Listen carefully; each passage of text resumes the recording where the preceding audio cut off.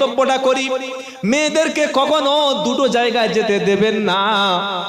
একটা হচ্ছে মরা বাড়ি, আরেকটা হলো, জোরে বলো, জোরসে বলো, বিয়ে বাড়ি। এই দু জায়গায় গেলে কোনো নারী ঈমান বাঁচিয়ে আনতে সহজে পারবে না। মেয়েদের মরা বাড়ি কি কাজ আছে বলুন, কান্না করা ছাড়া কি কাজ আছে?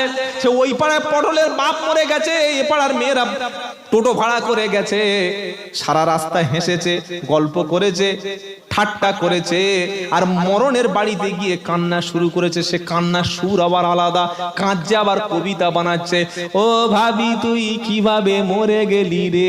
কান্নার সঙ্গে কবিতা আসছে করতে, আশ্চর্য কথা। ইনিয়ে বিনিয়ে কান্না ইসলামে জায়েজ নয়, হারাম। মরা বাড়িদেরকে মেয়েদেরকে পাঠাবেন না ইনশাআল্লাহ বলেন।